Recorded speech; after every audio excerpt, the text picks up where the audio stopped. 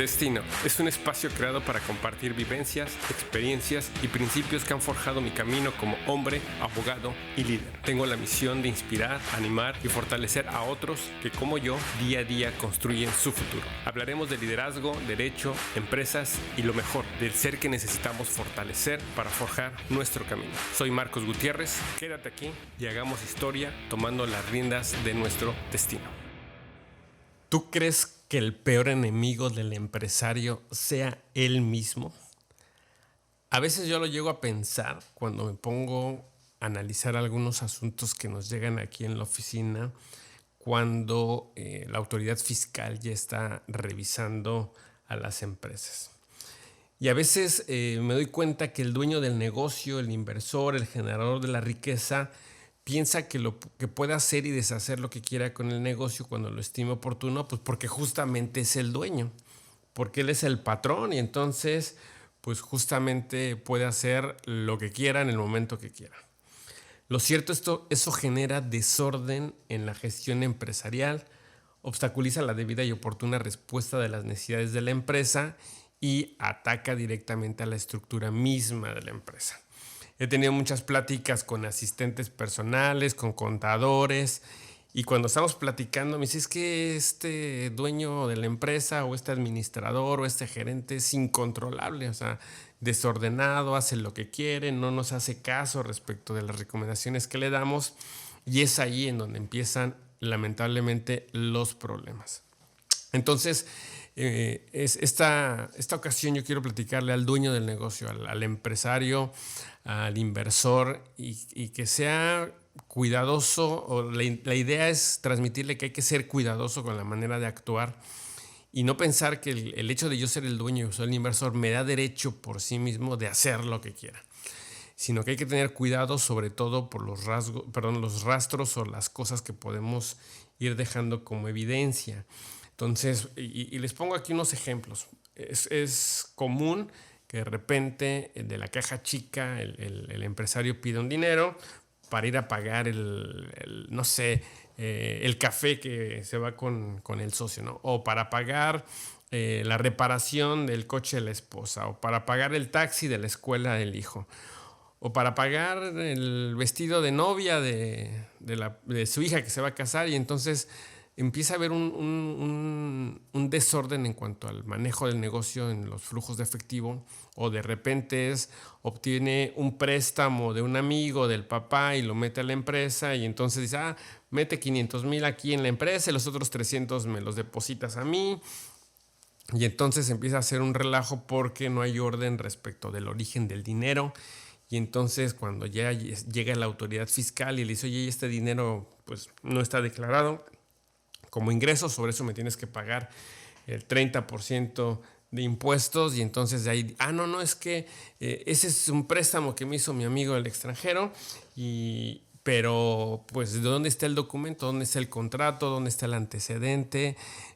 No hay nada de eso, ni siquiera un correo electrónico, no hay una conversación de WhatsApp en donde nos dé un sustento de un préstamo. Y evidentemente, pues ya cuando la autoridad está dentro de la casa, está revisando, pues no se puede hacer prácticamente más, sino que pues rogarle a Dios que la autoridad no lo identifique, se equivoque en el proceso y en el juicio podamos ganar un tema ahí como de forma, de porque no llevó debidamente el procedimiento en la autoridad.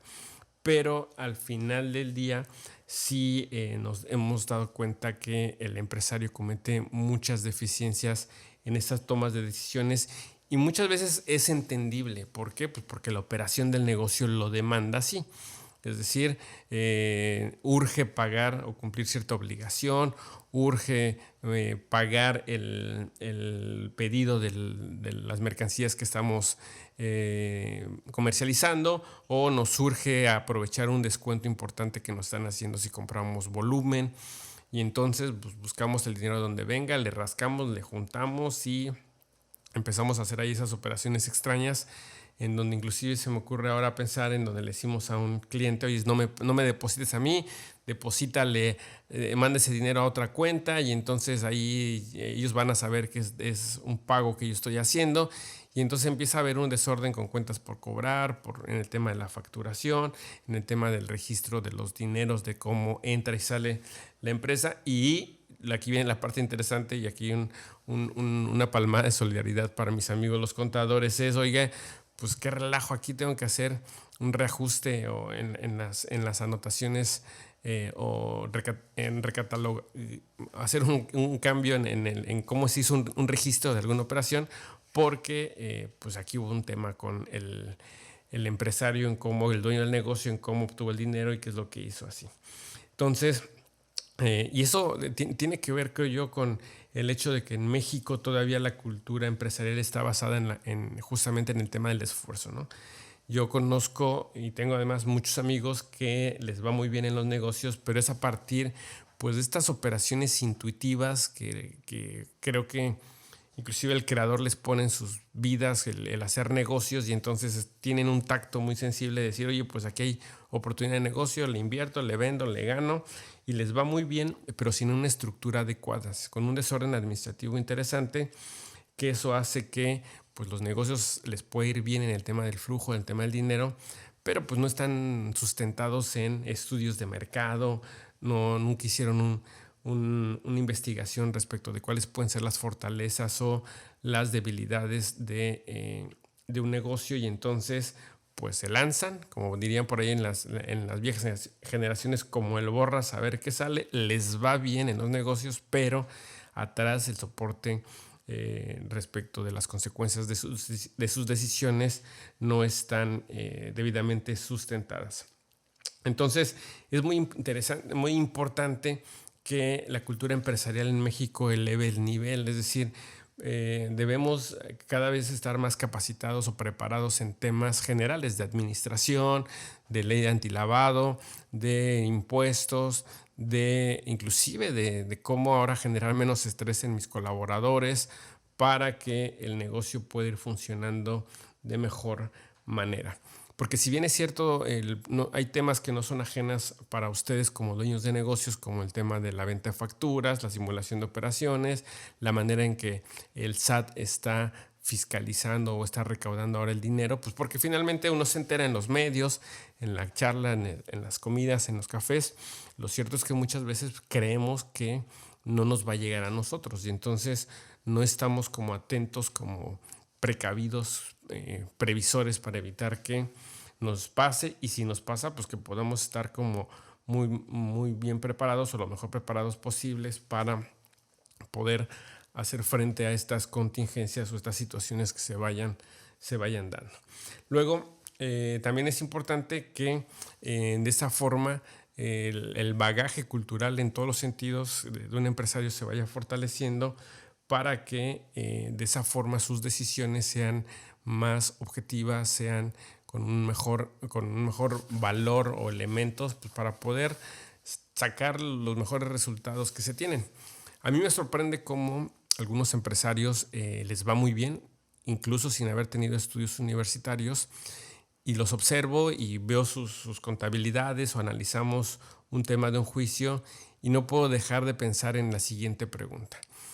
¿Qué pasaría si este empresario tuviese un nivel cultural o de preparación financiera, económica, tributaria mejor? Si ahora le va bien, seguramente le iría muchísimo mejor. Y entonces, aquí viene un punto importante, un aspecto desde mi punto de vista relevante de que nos cuestionemos constantemente cómo estamos en este tema, ¿no? Constantemente nos estamos procurando la salud, estamos procurando la mejora inclusive física o externa de la oficina o de los negocios, mi imagen en redes sociales, que cuando tome la foto en Instagram salga lo mejor posible, pero muchas veces estamos descuidando la parte sustancial, es decir, el bagaje importante, el valor que yo le estoy implementando a mi negocio, a la actividad que esté realizando, y de esa manera inclusive puedo estar mandando una imagen inadecuada, ¿no? No digo que que nosotros, por ejemplo, aquí en la oficina estoy haciendo de hecho un examen de autoanálisis y de esto que le estoy platicando tiene que ver mucho con las experiencias propias, ¿no? El hecho de decir, bueno, si yo hubiese sabido mejor con relación al funcionamiento del marketing digital, si yo hubiese sabido mejor que era importante fortalecer algunos aspectos de seguridad social o de empatía con los colaboradores, probablemente mi resultado sería mejor, ¿no? Y entonces lo que a mí me ha llevado a partir de todo eso, pues estar más al pendiente, estar alimentándome de mayor cultura, de mayores elementos, justamente para que los servicios que prestamos sean de mejor calidad, para que podamos ser mejores empresarios, para que podamos tomar las mejores decisiones. Por ejemplo, estamos apenas tomando un curso, un diplomado en ley antilavado, porque a pesar de que sabemos del tema, pues es una cuestión muy fina que ahora está demandando cada vez más. Y entonces dijimos, pues tenemos que tomarlo. Después, hace poco tomamos un curso en materia de procedimiento administrativo y entonces estamos en actualización constante justamente porque queremos tener mejores decisiones y estas mejores decisiones nos permitirán tener mejores resultados y en consecuencia tener mejores clientes y evidentemente pues generar economía o recursos mejores a los que podríamos generar sin estas herramientas. En nuestro caso, los expertos en derecho fiscal tenemos que estar actualizándonos constantemente. No basta con haber terminado con honores o salir bien de la carrera, sino que es un día a día. Pero no solamente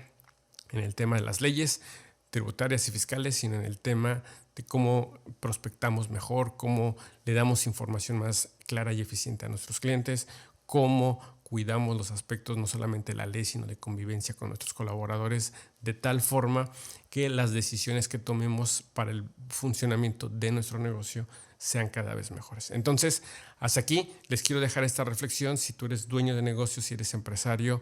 échate un autoexamen, revisa cómo andas en cuanto a tu preparación, en cuanto a tu cultura financiera, de impuestos, qué estás leyendo, cómo estás alimentando tu ser, porque de esa manera también será importante porque será la manera en que lo reflejes en las decisiones de empresa, en las decisiones del día a día.